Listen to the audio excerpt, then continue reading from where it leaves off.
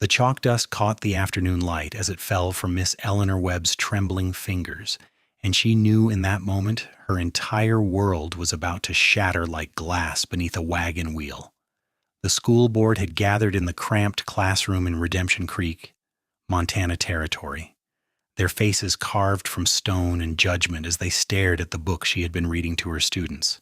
It was 1876, and the truth she had been teaching about the treatment of the Crow and Cheyenne peoples who had lived on these lands long before any white settlement arrived had finally caught up with her. The chairman, Mr. Horace Pemberton, slammed his fist on her desk so hard that the inkwell jumped and nearly toppled. "You have been filling these children's heads with lies and sympathy for savages, rebuffos," he declared, his jowls quivering with righteous indignation. "This is a Christian community, Miss Webb, and we will not tolerate your corrupting influence any longer. You are hereby dismissed from your position, effective immediately. Pack your belongings and vacate the schoolhouse by sundown."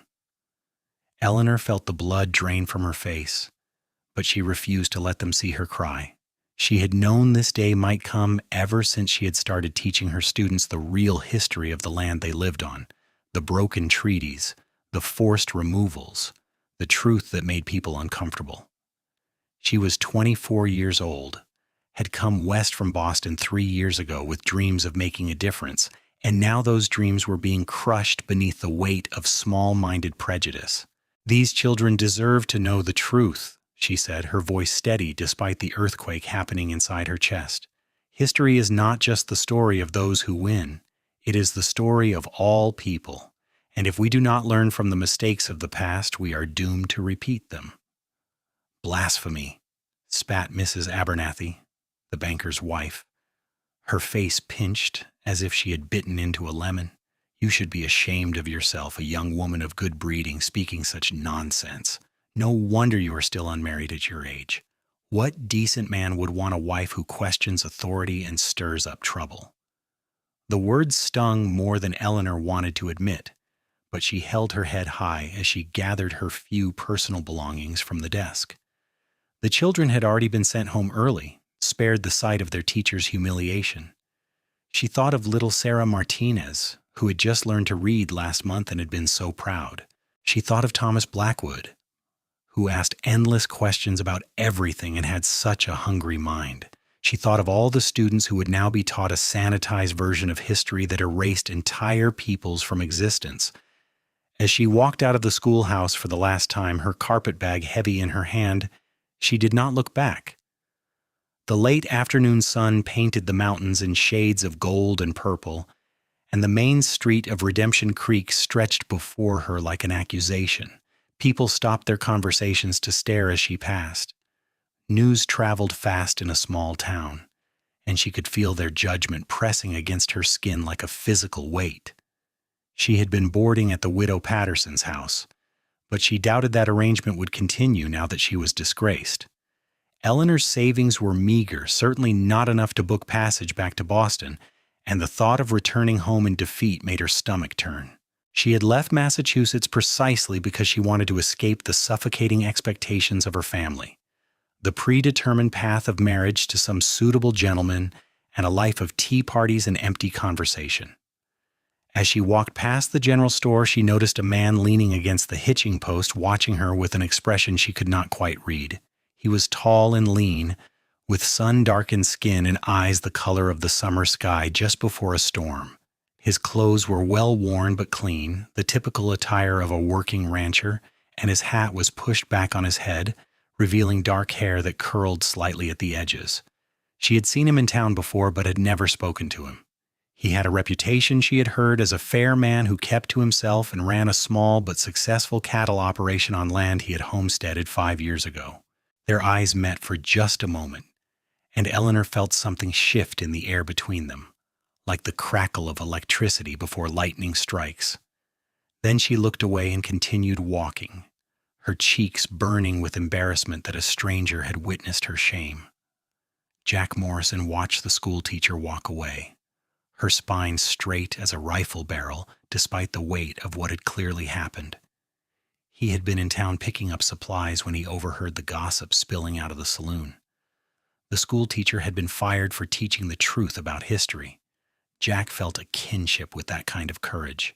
He had served as a scout during some of the Indian campaigns before realizing the atrocities being committed in the name of progress, and he had walked away from that life with a bitter taste in his mouth and a determination to live differently.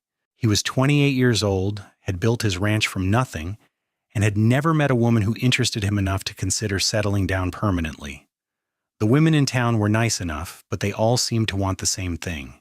A man who would fit into their neat expectations, who would nod along with popular opinion and never question anything. The fire he had seen in Eleanor Webb's eyes as she walked through town, refusing to bow her head in shame, had ignited something in his chest that he had thought long dead. Jack finished loading his supplies into his wagon and drove slowly down the street, catching up with Eleanor just as she reached the edge of town.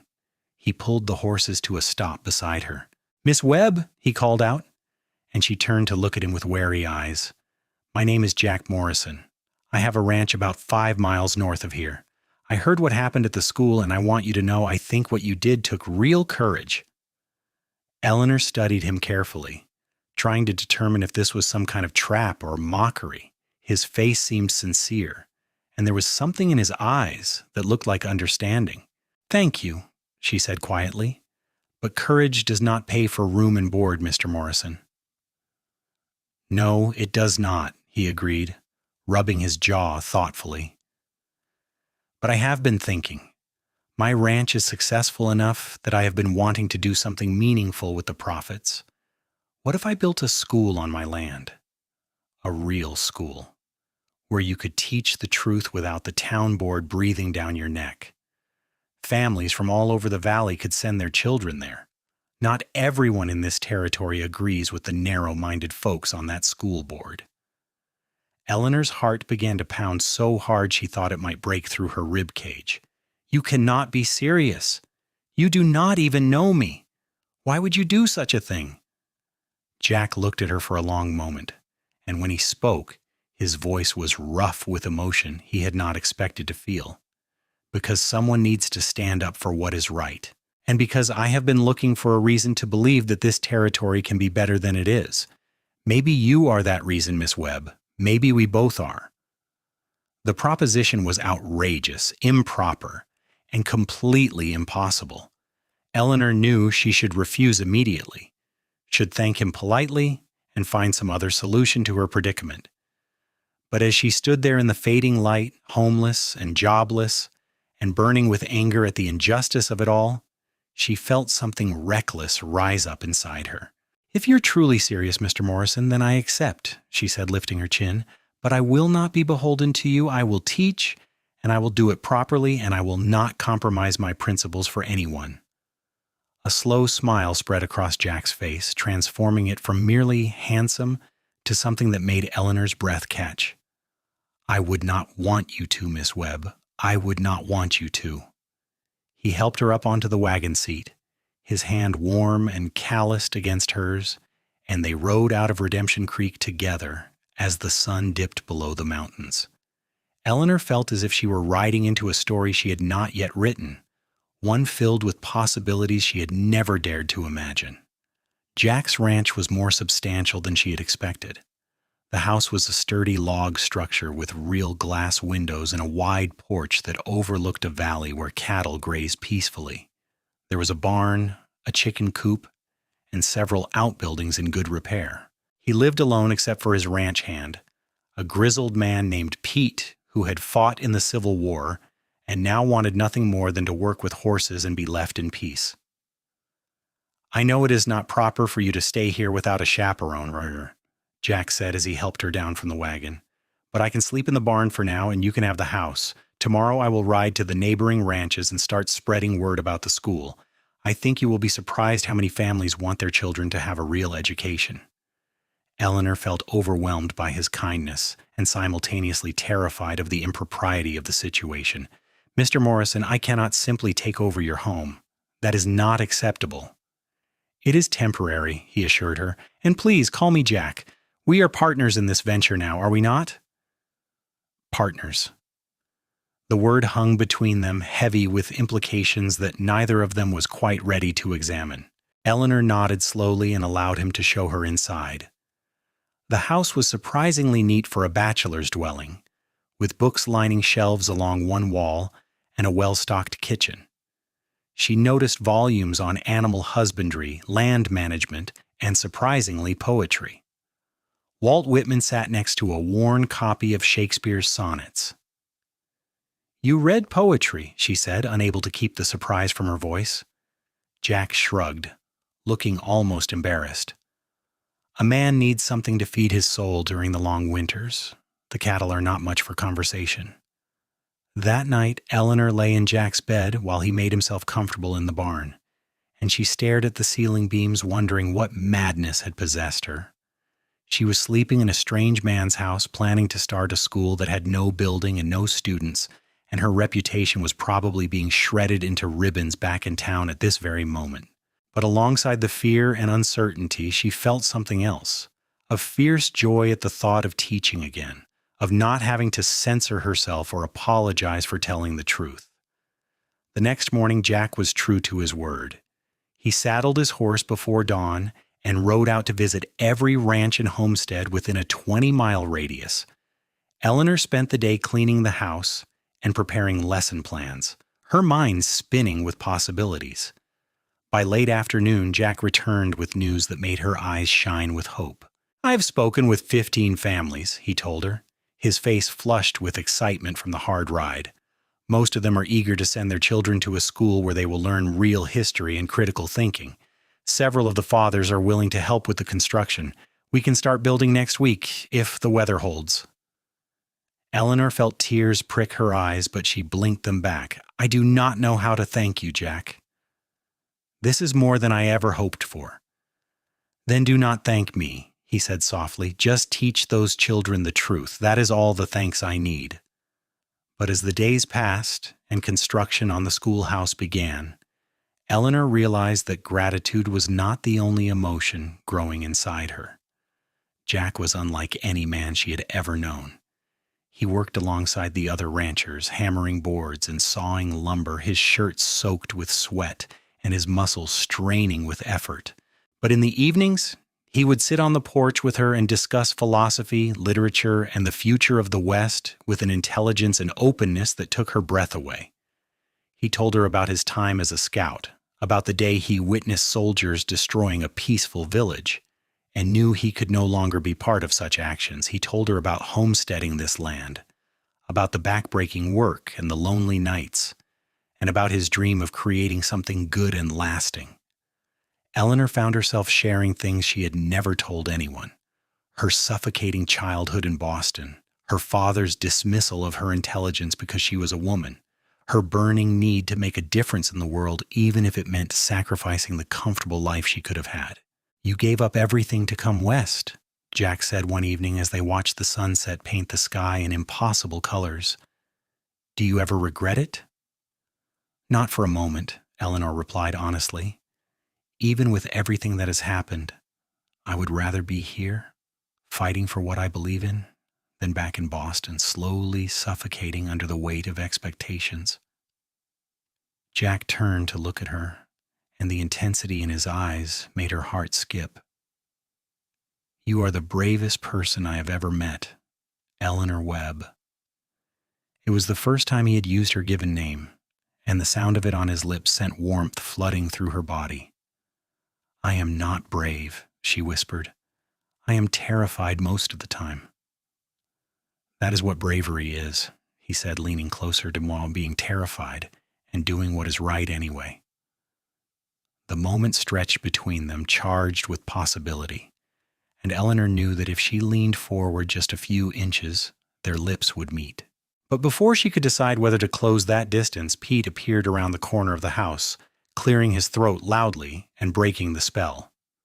The schoolhouse took 3 weeks to build, and by the time it was finished, it was a beautiful structure with large windows to let in light, a good wood stove for winter, and shelves that Jack had built himself for books and supplies. Eleanor had used the last of her savings to order textbooks and materials from a supplier in Helena, and when they arrived, she arranged them with trembling hands, hardly daring to believe this was real. On the first day of school, 23 children showed up, ranging in age from 6 to 14. Their parents came with them, many of them staying to hear Eleanor's opening address. She stood before them all, her heart pounding, and spoke with passionate conviction about the kind of education she intended to provide. "I will teach your children reading, writing, mathematics, science, and history," she said, "but I will not teach them lies. I will not pretend that this land was empty before white settlers arrived. I will not ignore the treaties that were broken or the peoples who were displaced. I will teach them to think critically, to question, and to seek truth even when it is uncomfortable. If that is not acceptable to you, then you should take your children and leave now." No one left. Instead, a rancher named Tom Henderson started clapping, and soon the entire gathering joined in. Eleanor felt tears slide down her cheeks, but this time she did not try to hide them.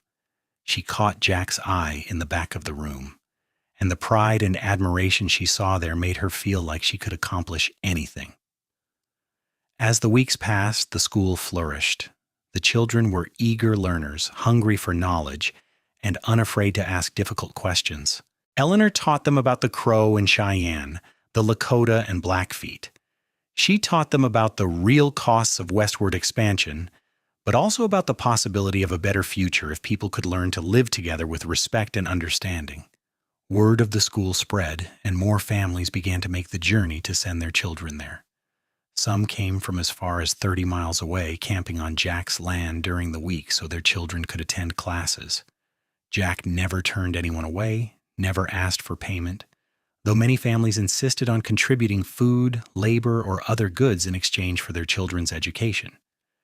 Eleanor moved into a small cabin that several of the fathers built near the schoolhouse, finally restoring some degree of propriety to the situation. But she found herself missing the evenings on Jack's porch, the long conversations that stretched late into the night, the way his eyes crinkled when he smiled at something she said. Jack felt her absence like a physical ache. He told himself it was better this way, that he had no right to pursue a woman as educated and refined as Eleanor Webb. She was a teacher, a woman of principle and courage, and he was just a rancher who had spent years trying to atone for the things he had witnessed and failed to prevent. But his heart did not care about logic or propriety. His heart beat faster every time he saw her walking across the yard to the schoolhouse, her skirts swishing and her hair catching the sunlight. His heart ached when he heard her laugh at something one of the children said. His heart was completely and utterly lost, and he had no idea what to do about it.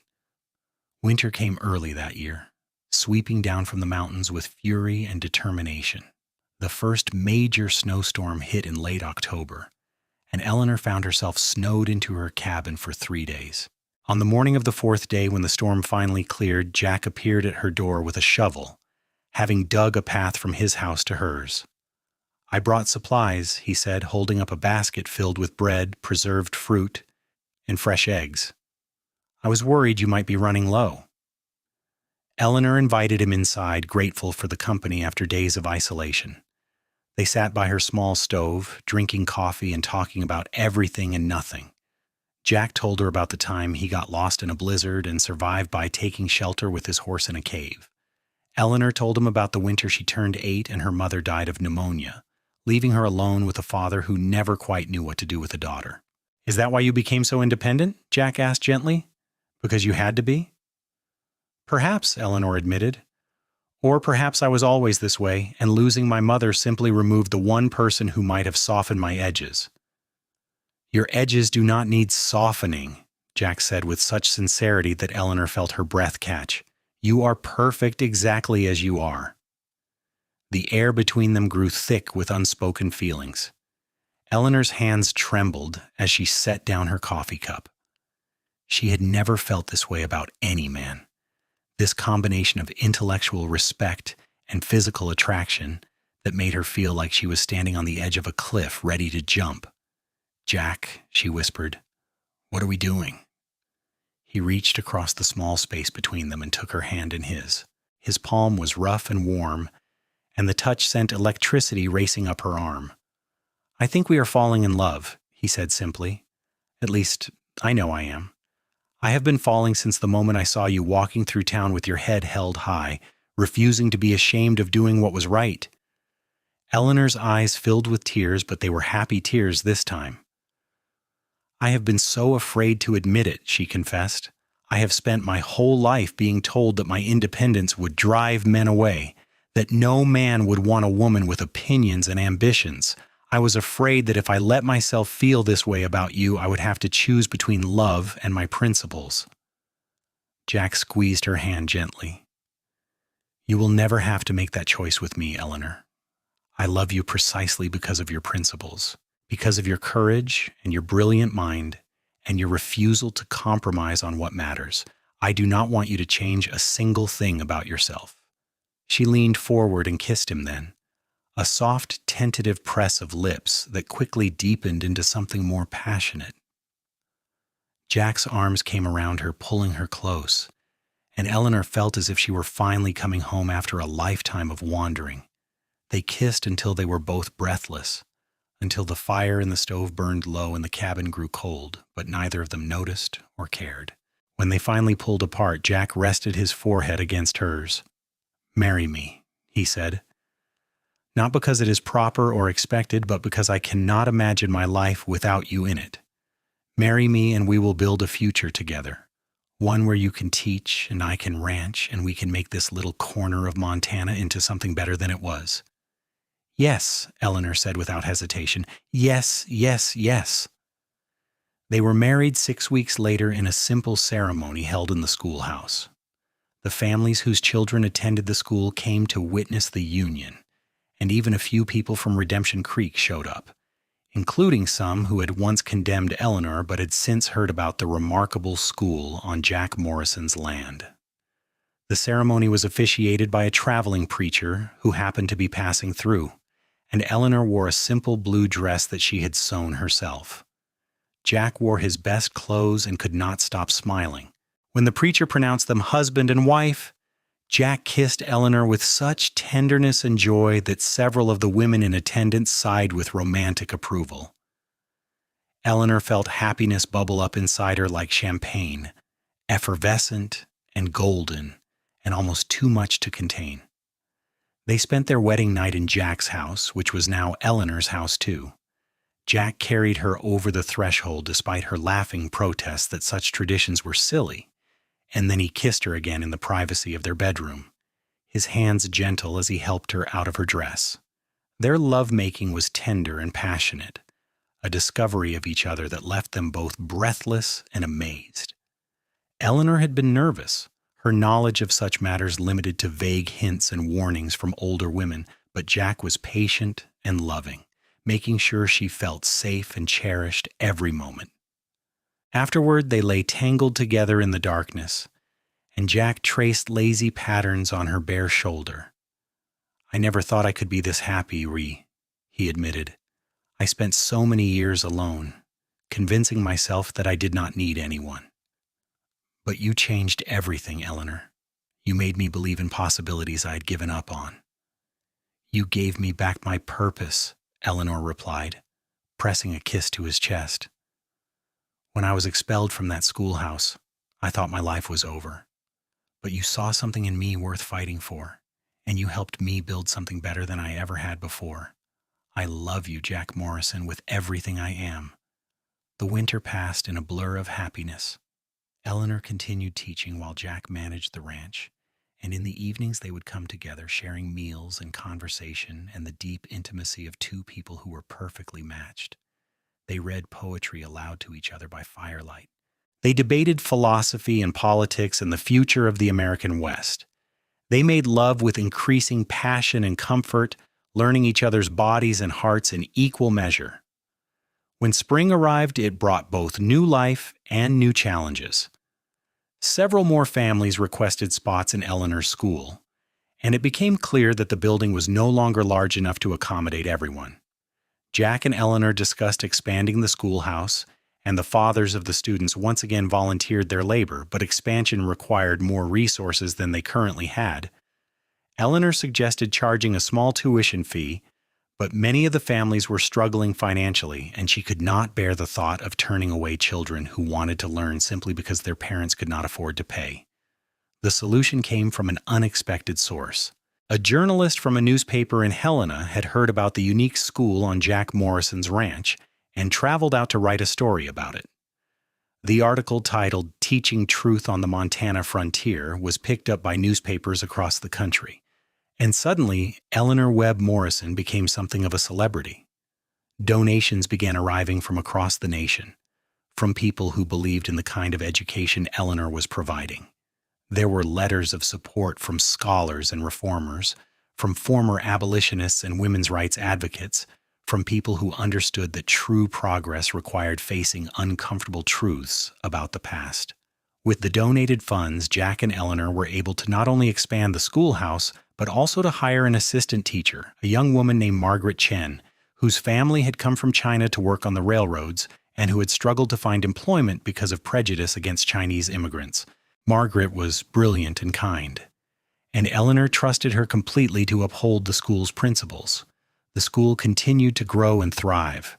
By the summer of 1878, nearly 50 children were enrolled, and the Morrison School, as it had become known, had a reputation throughout Montana Territory as a place where children received an education that prepared them not just for work but for thinking, questioning, and making the world better. Eleanor discovered she was pregnant that autumn, and the joy she felt was tempered only by her worry about how she would continue teaching while raising a child. But Jack assured her that they would figure it out together, that he would be a hands-on father who would share the responsibilities of childcare. Their son was born in April of 1879, a healthy baby with his father's dark hair and his mother's curious eyes. They named him Samuel, after Eleanor's mother's father, who had been the one person in her childhood who encouraged her intellectual curiosity. Eleanor took 6 weeks away from teaching, spending that time recovering and bonding with her son, but then she returned to the classroom with Samuel in a cradle nearby. The students were fascinated by the baby, and Eleanor found that teaching them about infant development and child psychology became an unexpected addition to the curriculum. Margaret proved invaluable during this time, taking on more of the teaching duties and showing such skill that Eleanor realized her assistant was every bit as talented a teacher as she was. They worked together seamlessly, complementing each other's strengths and creating an even richer educational environment for the children. Jack was a devoted father from the very beginning. He would come in from working on the ranch and immediately reach for Samuel, holding the baby while Eleanor prepared dinner, singing old cowboy songs in a soft voice that made Samuel coo with contentment. Eleanor would watch them together and feel her heart swell with a love so profound it almost hurt. The years passed like pages turning in a book, each one bringing new joys and challenges. Samuel grew into a bright, energetic boy who loved both learning and horses, spending mornings in his mother's classroom and afternoons riding with his father across the ranch. The school continued to flourish, adding more students and eventually requiring the construction of a second building to house the older students. In 1882, Montana Territory passed a law requiring all schools to follow a standardized curriculum that whitewashed much of the history Eleanor had been teaching. She and Jack knew they had a decision to make: comply with the law and compromise her principles, or continue teaching truth and risk legal consequences. They called a meeting of all the families whose children attended the school. Eleanor stood before them, now 30 years old, and confident in a way she had never been before, and laid out the situation honestly. "I will not teach lies," she said firmly. "I will not erase the real history of this land and its peoples simply because it makes some people uncomfortable. But I understand that by continuing to teach the truth, I'm putting everyone here at risk. The territorial government could shut us down, could fine the families who send their children here. So I'm asking you, what do you want me to do?" The response was overwhelming and unanimous. Every single family voted to continue with the school exactly as it was, consequences be damned. Many of them gave impassioned speeches about how their children had learned to think critically and compassionately, how they had become better people because of the education Eleanor and Margaret provided. Tom Henderson, whose 3 children had all attended the school, stood up and said, "My kids used to just accept whatever they were told without question. Now they ask why, they want to understand, they care about justice and fairness. That is worth fighting for, Mrs. Morrison. That is worth any risk." Eleanor felt tears stream down her face, and Jack stood beside her, his hand on her shoulder, his presence a constant source of strength and support. They had built something remarkable together, something that mattered, and they would not let it be destroyed without a fight. The territorial authorities did come eventually, a group of officials who inspected the school and found numerous violations of the standardized curriculum. They issued fines and warnings, but Jack paid the fines without complaint, and Eleanor continued teaching exactly as she always had. The situation might have escalated further, but then Montana achieved statehood in 1889, and the new state constitution included provisions for local control of education. The Morrison School was able to operate independently, and other schools across the state began to adopt some of Eleanor's teaching methods, recognizing that students who learned critical thinking and real history were better prepared for citizenship in a changing world. Eleanor gave birth to 2 more children, a daughter named Sarah in 1883 and another son named William in 1886. Both children grew up surrounded by books and ideas, by students from diverse backgrounds, and by parents who loved each other with a passion that never dimmed. Jack's ranch continued to prosper, and he was increasingly recognized as a progressive rancher who treated his workers fairly and implemented sustainable land management practices. He served on various territorial and then state committees, always advocating for policies that balanced economic development with respect for the land and its history. But his greatest joy was always coming home in the evenings to Eleanor and their children, to the life they had built together against all odds. They would sit on the porch as they had in those early days, watching the sun set over the mountains, and marvel at how far they had come from that moment when he had offered to build her a school and she had been brave enough to accept. On their 20th wedding anniversary in 1897, Jack had a surprise for Eleanor. He had commissioned a sign for the school, a beautiful carved wooden piece that read, "Morrison School, founded 1876, where truth is taught and minds are freed." Eleanor cried when she saw it. Happy tears that she had learned were nothing to be ashamed of. "It is perfect," she whispered, leaning into Jack's embrace. "Everything is perfect." "You are perfect," Jack replied, kissing the top of her head, "and I fall in love with you more deeply every single day."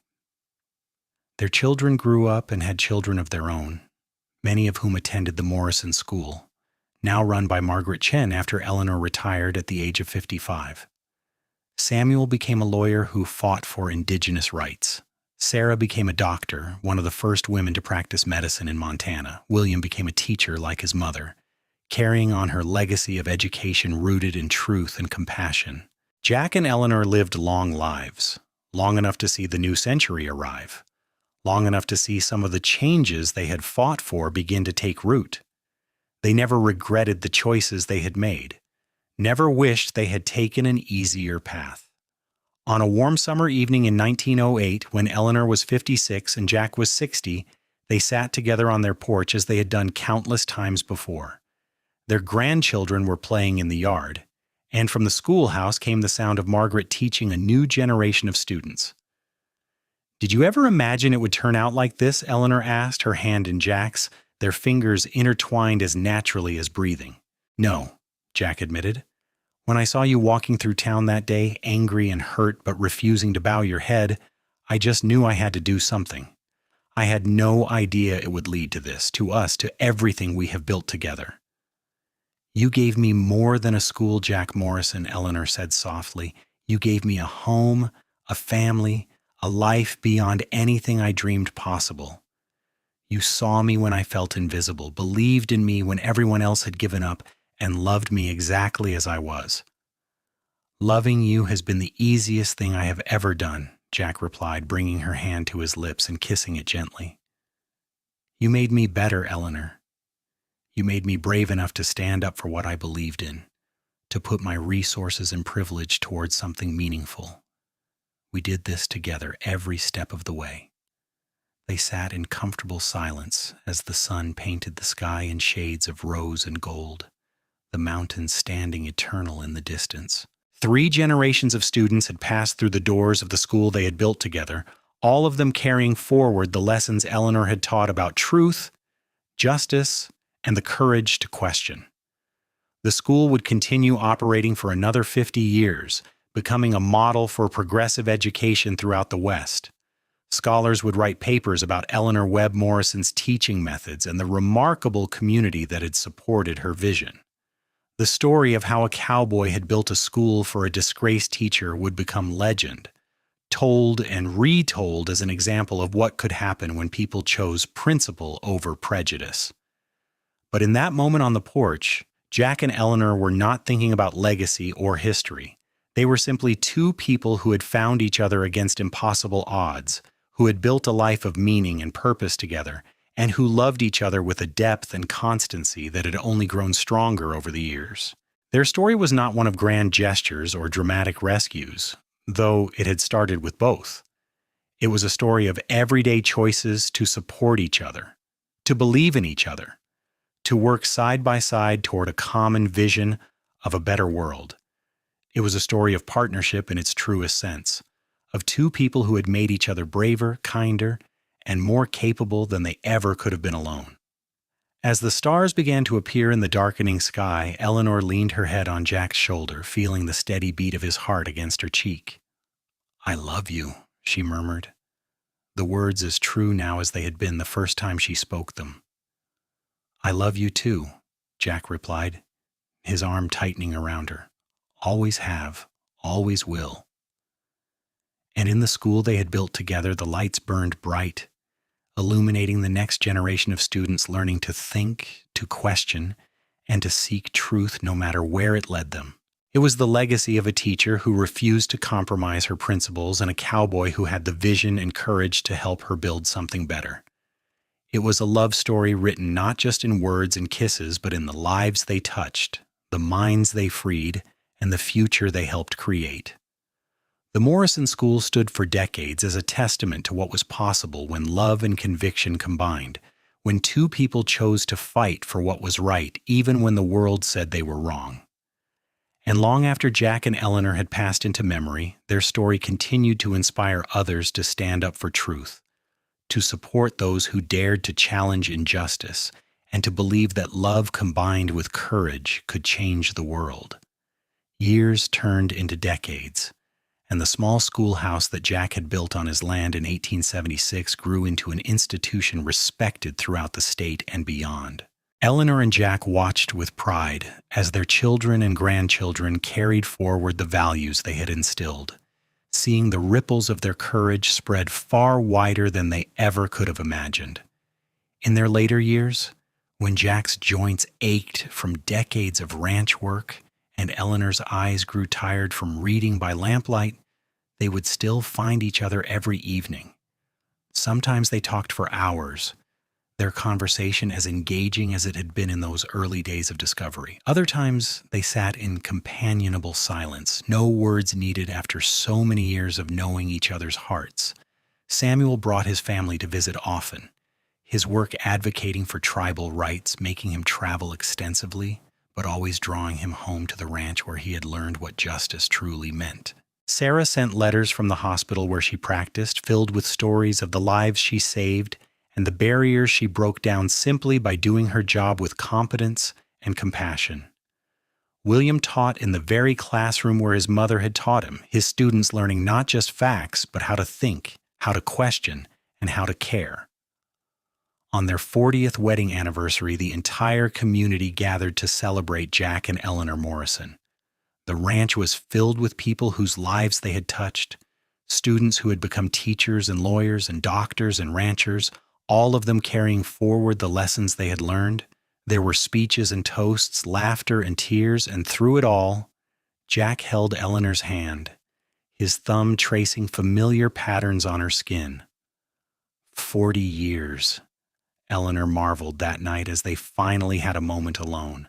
40 years since we took that leap of faith together. Best decision I ever made, Jack said, pulling her close.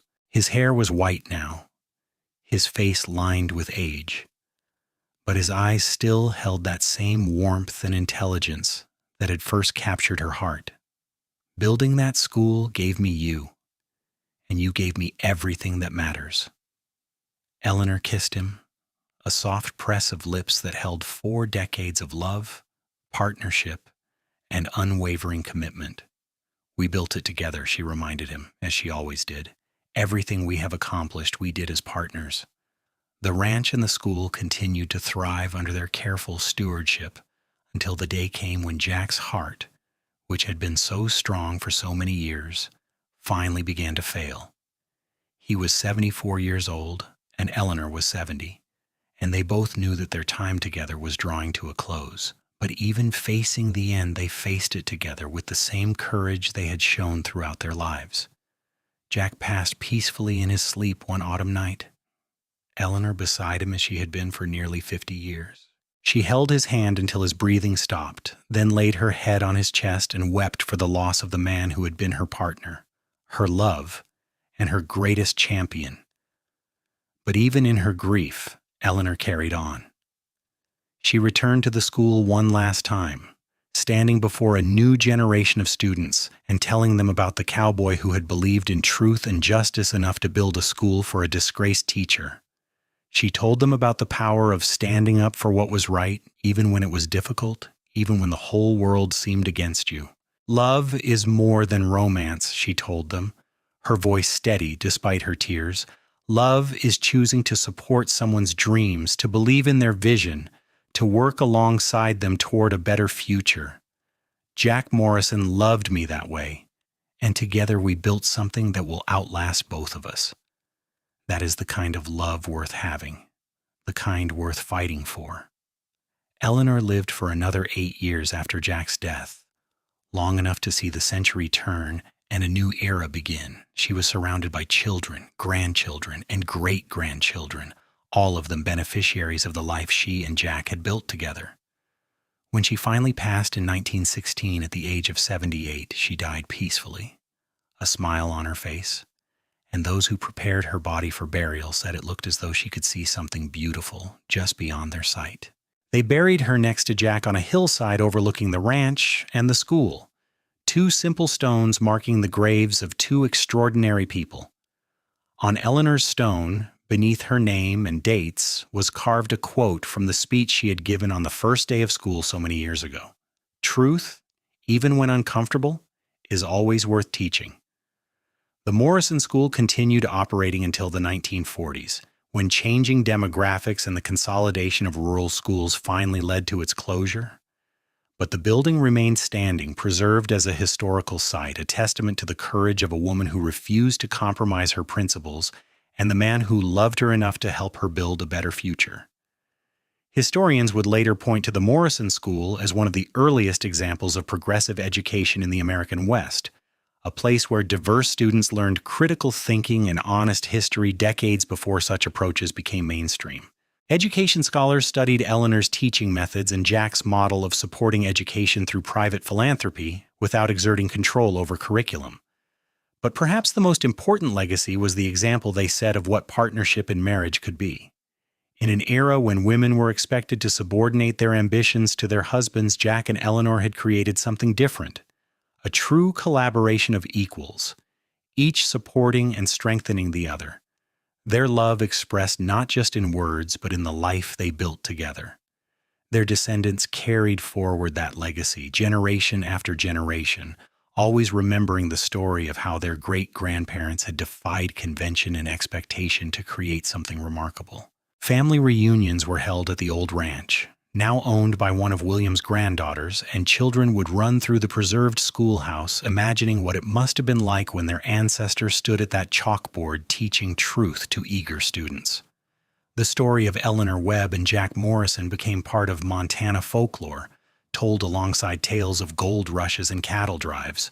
But unlike so many frontier stories that celebrated violence or conquest, theirs celebrated something more profound: the courage to stand for principle, the power of education to transform lives, and the enduring strength of love that saw and honored each person exactly as they were. In the end, what Jack and Eleanor proved was that one person's courage combined with another person's support could change not just their own lives, but the lives of countless others. The schoolhouse Jack built for Eleanor became more than just a building. It became a symbol of what was possible when people chose truth over comfort, principle over prejudice, and love over fear. Their story demonstrated that the Wild West was not just about gunfights and outlaws, but also about people trying to build a better society, to create communities based on justice and education and mutual respect. It showed that heroism could take many forms, including the quiet courage of a teacher standing before hostile school board members, or a rancher using his resources to support something he believed in. And at the heart of it all was a love story as wild and beautiful as the Montana landscape itself, a love that grew from mutual respect into deep partnership, from shared values into unbreakable commitment. Jack and Eleanor's love was not perfect or easy, but it was real and enduring, tested by challenges and strengthened by shared purpose. They had taken a moment of injustice and transformed it into opportunity. They had taken their individual courage and combined it into something powerful enough to change their corner of the world. They had taken a chance on each other, two people who should never have met but whose lives intersected at exactly the right moment, and they had built a legacy that would endure long after they were gone. The sun still sets over the Morrison Ranch in shades of gold and purple. The mountains still stand eternal against the sky. And in the preserved schoolhouse, visitors can still see the desk where Eleanor taught, the shelves Jack built for books, and the sign that reads, "Morrison School, founded 1876, where truth is taught and minds are freed." It stands as a monument to courage, to education, to partnership, and most of all, to love. Not the easy, romantic love of storybooks, but the hard-won, deeply committed love of two people who chose each other every day, who worked side by side toward a common vision, and who proved that together they could accomplish anything. Their story reminds us that changing the world does not always require grand gestures or dramatic actions. Sometimes it simply requires the courage to stand up for what is right, the vision to see possibilities where others see only obstacles, and the love to support another person's dreams as if they were your own. Jack Morrison built Eleanor Webb a school on his own land, but what they built together was so much more: a life of purpose and meaning, a legacy of education and justice, a love story that would inspire generations, and proof that even in the Wild West, truth and courage and partnership could triumph over prejudice and fear. That was their gift to each other and to the world. And it remains as powerful today as it was in that autumn of 1876 when a disgraced teacher and a lonely rancher took a leap of faith and changed both their lives forever.